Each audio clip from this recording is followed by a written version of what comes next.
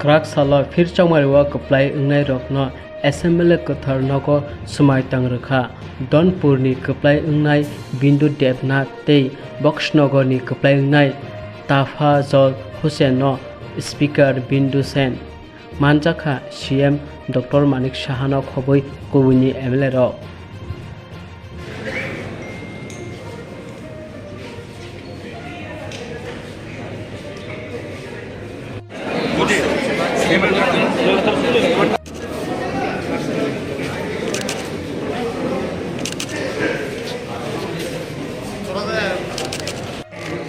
আমি এই উপাধ্যক্ষ ত্রিপুরা বিধানসভার সদস্য নির্বাচিত হয়ে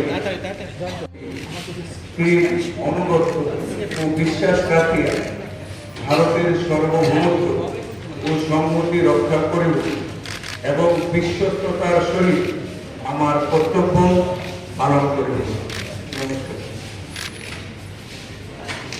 প্রথমে জানাবো যে আমার বক্সনগর যারা গণদেবতারা আজকে আমার এখানে পবিত্র বিধানসভা পাঠিয়েছেন, আমি আজকে শপথ নিয়েছি শুধু আমার বক্সনগরবাসীদের কাজ করার জন্য। আমার ব্যক্তিগত শপথ নয়, ওনারা আমাকে আশীর্বাদ করে এখানে পাঠিয়েছেন ওনাদের কাজ করার জন্য। আগামী দিনে আমার যে স্বপ্ন থাকবে বক্সনগরকে এক বক্সনগর শ্রেষ্ঠ বক্সনগর করার, উন্নয়নের দিকে নজর দেওয়ার, যার জন্য আমার গণদেবতাদেরকে বক্সনগরের গণদেবতাদেরকে আমার হৃদয় থেকে প্রণাম এবং সালাম জানাচ্ছি।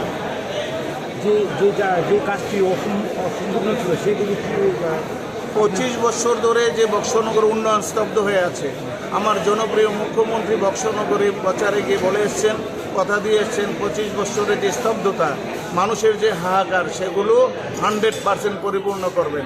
যার জন্য গণদেবতারা আমার জনপ্রিয় মুখ্যমন্ত্রীকে বিশ্বাস করেছেন, আমাকে বিপুল ভোটে জয়ী করেছেন ত্রিপুরা রাজ্যের সবচেয়ে রেকর্ড ভোটে। যার জন্য ওনাদের যে বিশ্বাস, আমি 100% আমার জনপ্রিয় মুখ্যমন্ত্রীর সহযোগিতায় আমি 100% পরিপূর্ণ করব আগামী 4 বছর।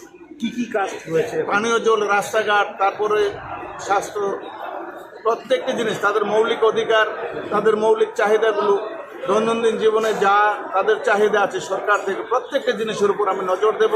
এবং বক্সনগরের মানুষের হৃদয়ের ভাষা, মুখের ভাষা আমি জানি দীর্ঘদিন যাবৎ, প্রত্যেকটি মুখের ভাষা, হৃদয়ের ভাষা আমি সবগুলো পূর্ণ করার চেষ্টা করব আমার জনপ্রিয় মুখ্যমন্ত্রী মানিক সাউজির নেতৃত্বে। আমি ত্রিপুরা বিধানসভার সদস্য নির্বাচিত হইয়া ভগবানের নামে শপথ করিতে রক্ষা করিব এবং বিশ্বস্ততার সহিত আমার কর্তব্য পালন করিব। নমস্কার। অনুভূতি সত্যি, তারপরও দল যখন যে দায়িত্বটা আমাকে দেওয়া হয়েছে দলের পক্ষ থেকে, আমি ওই দায়িত্বটা 100% পালনের চেষ্টা করেছি। আমি মাননীয় প্রধানমন্ত্রী, যশস্বী প্রধানমন্ত্রী, আমাদের ভারতের প্রধানমন্ত্রী শ্রী নরেন্দ্র মোদীকে ধন্যবাদ জানাই। পাশাপাশি আমাদের মুখ্যমন্ত্রী ডক্টর প্রফেসর মানিক সাহা মহোদয়কে এবং আমাদের ভারতীয় জনতা পার্টির যে যশস্বী আমাদের ত্রিপুরা রাজ্যের যে সভাপতি রয়েছেন শ্রী রাজীব ভট্টাচার্য, এবং পাশাপাশি আমাদের কেন্দ্রীয় প্রতিমন্ত্রী সহ আমার এলাকার যত গণভোটার রয়েছে, গণদেবতা রয়েছে, প্রত্যেককে আমি ধন্যবাদ জানাই যে তাদের প্রত্যাশা যেন আমি পূরণ করতে পারি। কোন জিনিসটাকে প্রাধান্য দিচ্ছেন এলাকার সার্বিক উন্নয়নের ক্ষেত্রে? শিক্ষা, রাস্তাঘাট এবং বিদ্যুতের দিকে আমি প্রাধান্য দেবো, কারণ আমাদের এলাকাটা কিছুটা পিছিয়ে আছে। কারণ 2018 আগ পর্যন্ত এখানে মাননীয় প্রাক্তন মুখ্যমন্ত্রী এখানে রাজত্ব করে গেছেন, কিন্তু রাজত্বের নামে রাজত্ব সঠিকই করেছেন, কিন্তু শোষণ করে গেছেন। ওই নীতিটা, শোষণের নীতিটা ছেড়ে আমাদের প্রধানমন্ত্রী যে স্বপ্ন দেখিয়েছেন সবকা সাথ, সবকা বিকাশ, সবকা বিশ্বাস, সেই নীতিতে আমরা এগিয়ে দিয়ে যাব। 2023 বাদে আমরা দেখলাম এই ধনপুর বিধানসভা কেন্দ্র থেকে সমর চৌধুরী থেকে শুরু করে সর্বশেষ মানিক সরকার, তার কী বলবেন তাদের কাজকর্ম নিয়ে? তারা মানুষের প্রত্যাশা পূরণ করতে পারেন। আজকে যদি হিসাব করেন, দীর্ঘদিন ধরে এখানে বাম শাসন ছিল এবং রাজ্যের মুখ্যমন্ত্রী এখান থেকে বারবার আমাদের লিডিং দিয়েছে, কিন্তু প্রকৃতপক্ষে যে উন্নয়নটা দরকার ছিল একটা ওনার বিধানসভা হিসাবে, উনি সেটা পালন করেননি। একজন বিধায়ক হিসেবে তিনি সঠিক বিধায়ক ছিলেন না। আপনি এলাকার জনগণের চাহিদা কতটা পূরণ করতে পারবেন বলে আশাবাদী আপনি? ওইটা আমি আগামী দিনেও দেখা যাক, কারণ এতদিন পর্যন্ত দল যে দায়িত্বটা আমাকে দিয়েছে সেটা পূরণ করতে চেষ্টা করেছে, এবং আমি 100% করতে পারিনি সেটা বলতে পারবো না, যে 100%ও করতে পারিনি, কারণ সব কাজ সম্পূর্ণ করা যায় না। প্রত্যেককে তাদের প্রত্যাশা পূরণ করা যায় না। তো আমি আমার 100% আমার পক্ষ থেকে আমি আমার 100%। আপনার পেছনে তো একজন কেন্দ্রীয় মন্ত্রীর একটা আশীর্বাদ রয়েছে, কীভাবে দেখছেন বিষয়টাকে? এটা আমি বলবো আমাদের জন্য, আমাদের ধনপুরের জন্য একটা ত্রিপল ইঞ্জিনের সরকার চলছে। আমাদের মাননীয় মুখ্যমন্ত্রী সবসময় বলেন যে আমাদের ত্রিপুরা রাজ্যে যারা মন্ত্রী, বিধায়ক এবং নেতৃত্ব রয়েছেন যে আমাদের ত্রিপুরা রাজ্যে ডাবল ইঞ্জিনের সরকার চলছে। আমি বলবো আমার ধনপুরে এখন ত্রিপল ইঞ্জিনের সরকার। ধন্যবাদ। আমাদের যে বিধানসভা 2023 যে রেজাল্ট বেরিয়েছিল মার্চ মাসে, সেখানে আমাদের 32+1 আইপিএফটি সংখ্যা নিয়ে 32+1 ছিল। পরবর্তী সময়ে আমাদের একজন বিধায়িকা সেখানে উনি পদত্যাগ করেন।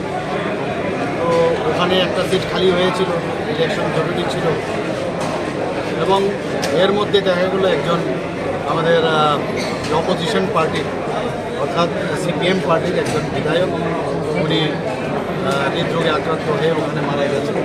আমার কাছে যা খবর, কাজে দুটো আসন ওখানে উপনির্বাচনের প্রয়োজন হয়ে পড়েছিল। নির্বাচন কমিশন সেভাবে ডিক্লেয়ার দিয়েছে।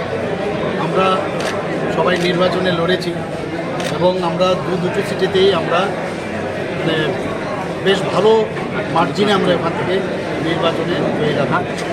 তো আজকের এখানে ওরা যে দুজন আমাদের ধনপুর কেন্দ্রের যিনি প্রার্থী ছিলেন বিধায়ক এখন বিন্দু দেবনাথ এবং তোফাজ্জল হোসেন বক্সনগরে, দুজনে আজকে এখানে মাননীয় স্পিকার মহোদয়ের উপস্থিতিতে ওনারা শপথ গ্রহণ করেছেন।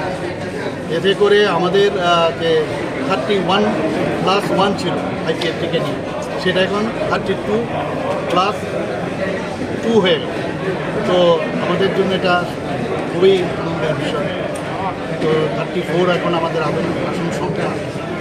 কাজেই আগামী দিনে আমাদের তাদেরকে বলবো যে ওরা যেহেতু নির্বাচিত হয়ে এসছে এবং মানুষের যে আশা আকাঙ্ক্ষা আপনারা ওখানে ওনাদের উপর আশা রেখেছেন, সেইগুলো পবিত্র বিধানসভায় এসে আমাদের দায়িত্ব পালন করছে। এখন পর্যন্ত তো কোনো ডিসিশন নেই, যখন হবে নিশ্চয়ই আপনারা জানবেন। সংসারটা তো বড় হলো একটু